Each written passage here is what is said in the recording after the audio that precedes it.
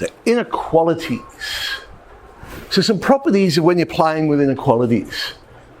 So the first one, if you know A is greater than B, then this must be true.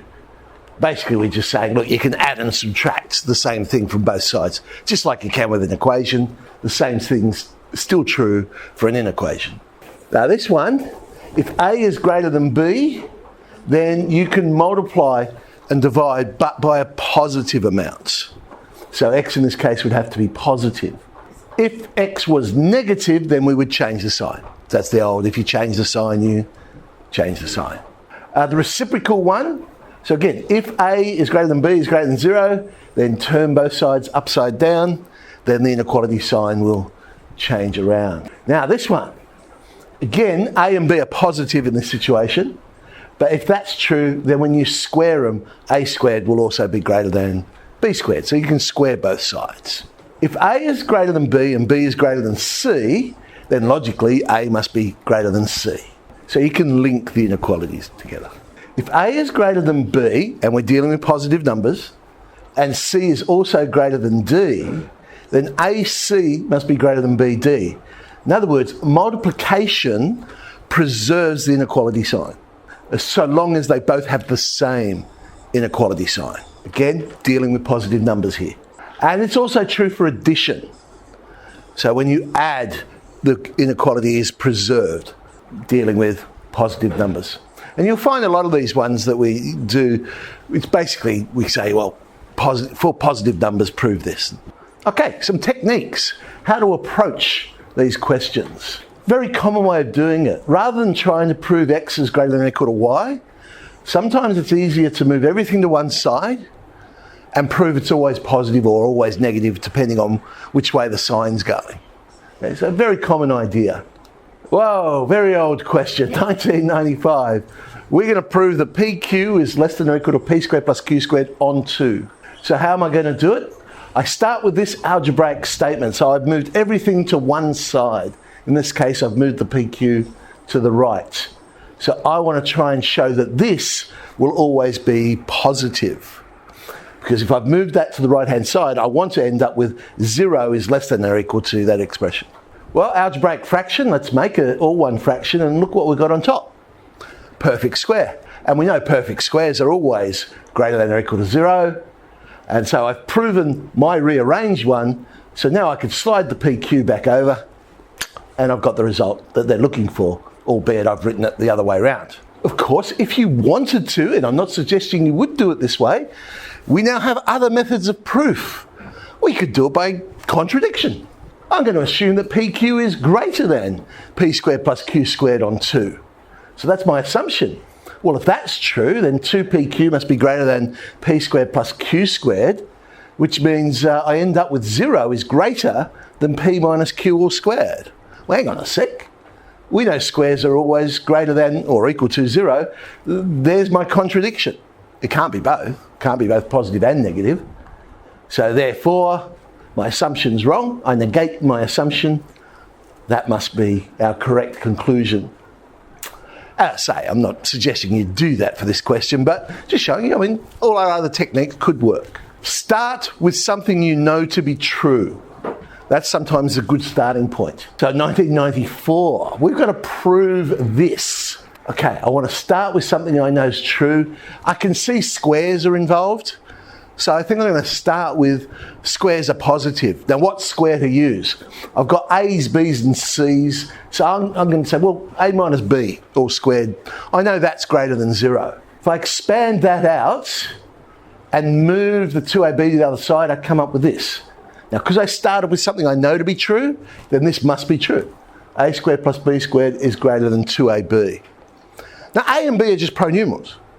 I could put any pronumeral there and it's still going to be true. So therefore I could say A squared plus C squared is greater than 2AC. I could have said B squared plus C squared is greater than 2BC.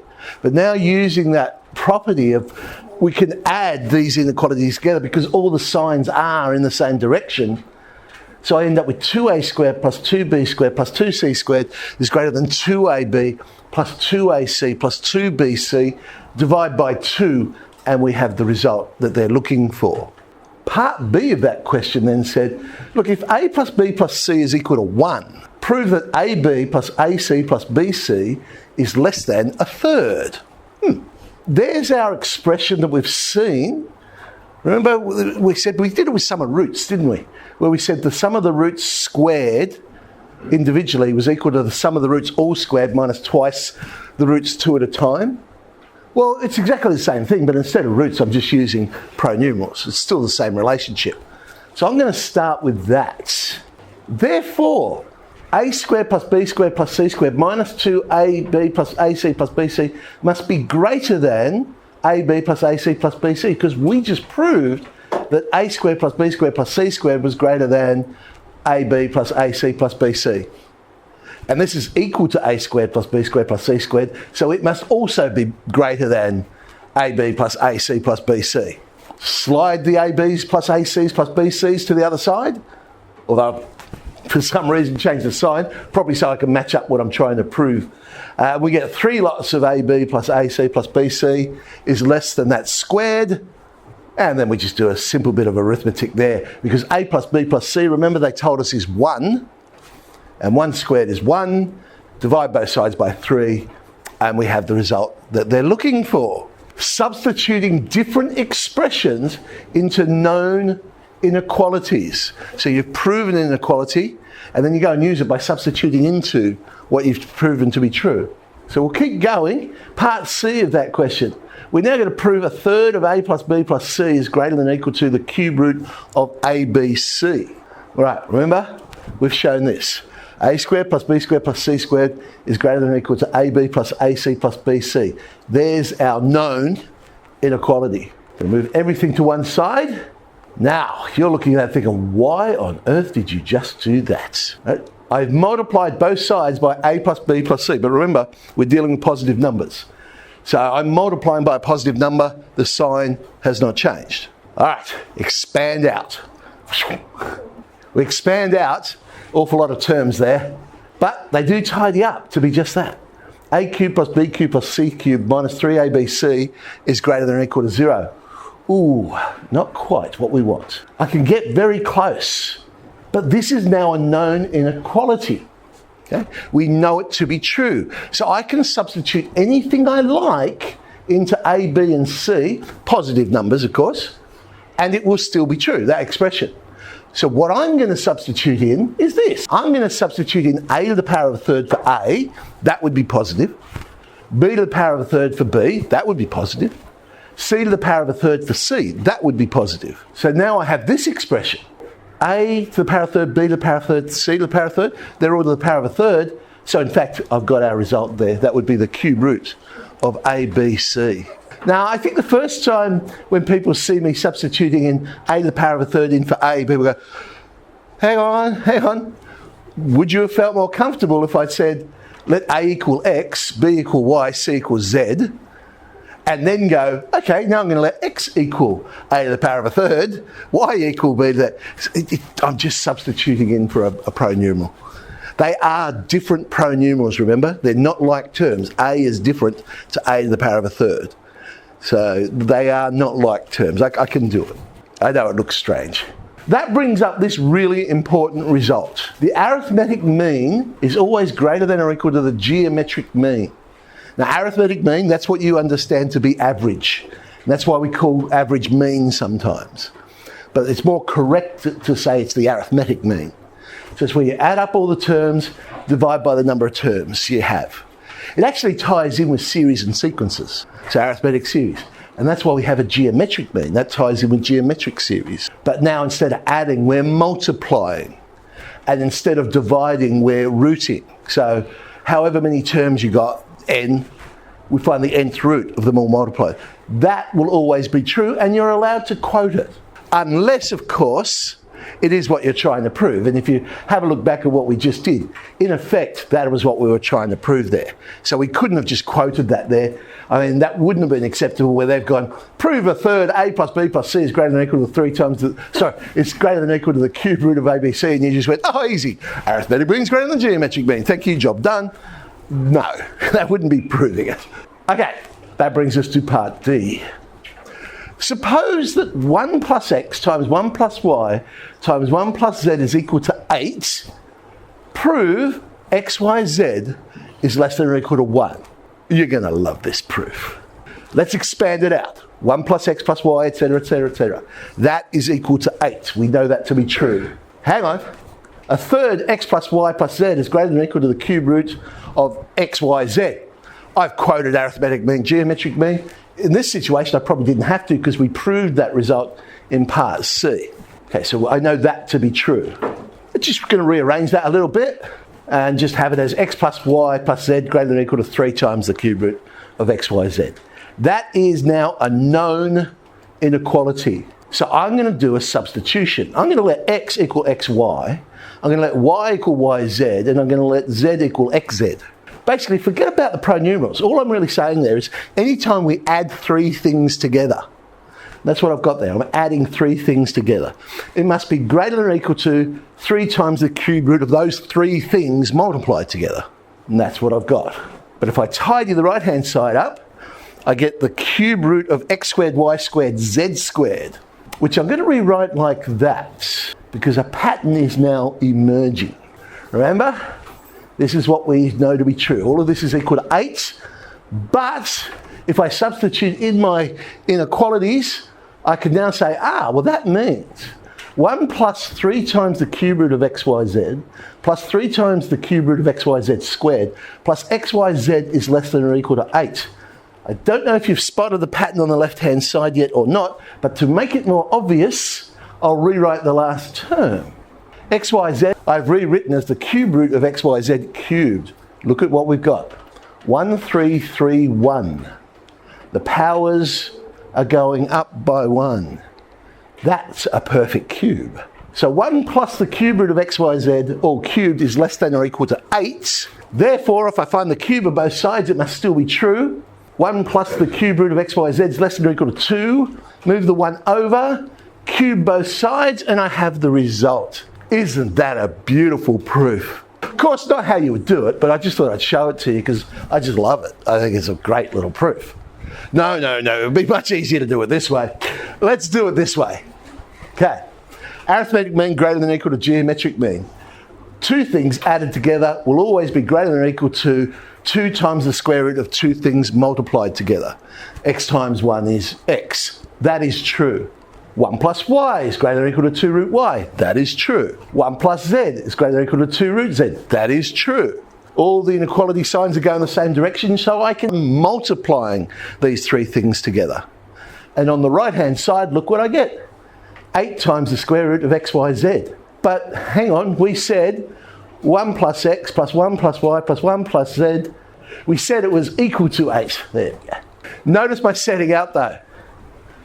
Okay, that's equal to 8 because here I'm saying this left-hand side is greater than or equal to that, but this line is equal to the next line.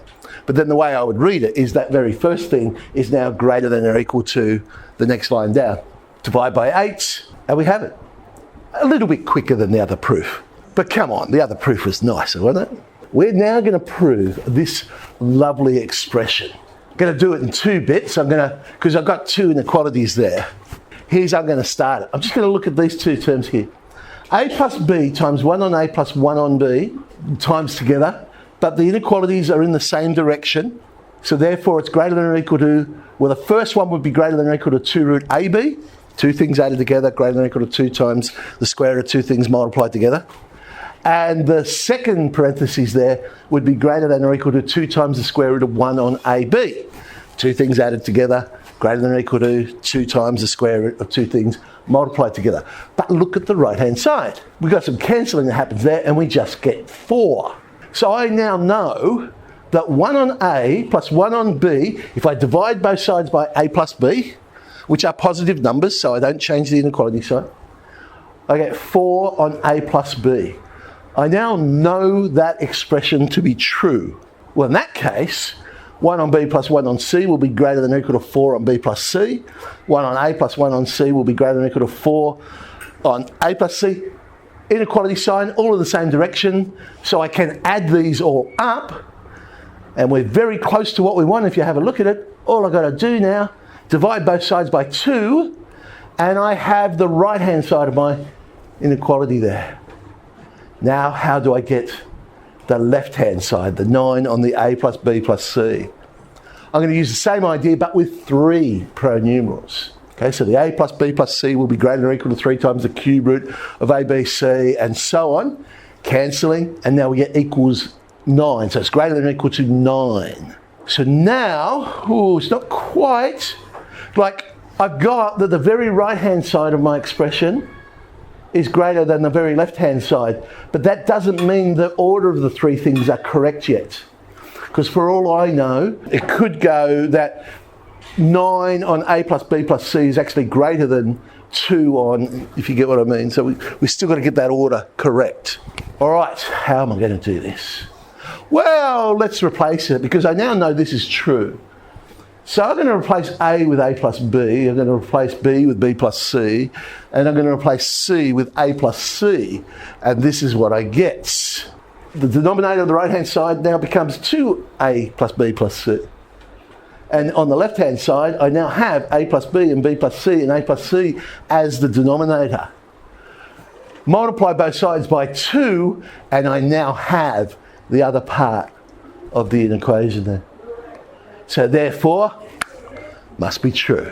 Next example. If a is positive, we're going to show a plus 1 on a is greater than or equal to 2. Now, if they just ask me that question, in this case, I can simply do this. A plus 1 on a is greater than or equal to 2 times that, because arithmetic mean is greater than or equal to geometric mean. And so that comes out very nicely. Of course, you could have done it this way. Start with a known result. I know that this expression would always be positive. If I square it out, move the 2 over, again, I get the result. So different ways of getting there. But now comes the fun. We're now going to show this. B plus C on A plus C plus A on B plus A plus B on C is greater than or equal to 6. What have we just done? We have proven that a number plus its reciprocal is always greater than or equal to 2. So B on A plus A on B must be greater than or equal to 2. A number plus its reciprocal. Of course, the same must be true for C on A and A on C and C on B and B on C. Inequalities all in the same direction. Add them together and we get that. Let's group the fractions together that have the same denominator. And there's the result. How about this one? See, that one had the 2 terms on the top and the 1 term on the bottom. How about we go the other way around? 1 term on the top, 2 terms in the bottom, but this time it'll be greater than or equal to 3 on 2. Okay, we've just proven that. We now know that to be a true result. Okay. But look at my denominators. They're not single terms, they're 2 terms, so let's make them 2 terms. I'll let A be the B plus C, and B be the A plus C, and C be the A plus B, and if I substitute in, it becomes that. Look what happens on the top. What have we got? I ended up getting 2A plus B plus C. Well, B plus C on B plus C is 1. And so on and so on. So if I move those 3 over, I've now got 2A on B plus C plus 2B on A plus C plus 2C on A plus B is greater than or equal to 3. Divide both sides by 2. And there's the result we were looking for. Let's show you last year's HSC question. Here they actually reminded you arithmetic mean and geometric mean, because you'll notice it's written slightly different. They've got the root on the left-hand side instead of the right-hand side. And in the paper, in parentheses, just to make sure you realise it, do not prove this. Don't waste time. You're allowed to just use arithmetic mean, geometric mean here. Using this fact, show this result. Okay. Well, I didn't worry about the 2c for now. I just looked at the a squared plus b squared and said, I've got 2 things added together. I know it's going to be greater than or equal to 2 times the square root. So I've used what they've asked me to use. I've used that fact. Right? So basically, so there it is. That's the fact that they gave me. If I rearrange it, I can easily show that x plus y is greater than or equal to 2 root xy. I put that there because I wasn't comfortable whether it was obvious I was using the result. So remember, like I've been saying, if you don't think it's obvious what you've done, put an explanation there. Now, this is what I've done. Tidy up the right-hand side, I get AB on 2. Okay, So I now know that a squared plus b squared on 4 is greater than or equal to ab on 2. But that wasn't the expression we wanted. We wanted a squared plus b squared plus 2c on 4. So that would be the same as what I've got on the left-hand side, but plus c on 2. Well, therefore, this must be greater than or equal to, because we've said that first bit is greater than or equal to AB on 2, but I can add the same amount to both sides. So I'm adding C on 2 to both sides. Now there, I've got two things added together, and two things added together will always be greater than or equal to 2 times the square root of two things multiplied together, and when you tidy that up, you get your square root of ABC. But there was a second part. Using part A, and they always give you the little get out clause, or otherwise, if you want to do it a different way, do it a different way, but they're probably telling you, hey, this is the best way to go. Show that for all non-negative real numbers, A, B and C, this expression will be true. Known result, we have just proven it. Let me look at the right-hand side. Left-hand side's the same, we've got to do something. Tell you what, that's what I'm going to do. But then I could write it that way as well. Essentially, you've got 3 pronumerals there, A, B and C. 2 of them are squared, and 1 of them is times 2. And I've just changed which one is times 2 each time. And it could be any of them, because A, B and C are just random numbers. Inequality signs all in the same direction, therefore I can add them together. Now, let's have a look at what we got. I think we've got it, haven't we? Because if I divide both sides by 3, we end up with the result that they're looking for. Just a handful there I've put, but if I remember correctly, I think at the end of this handout, there's also another exercise there on inequalities to look at. I'm pretty sure I put it there.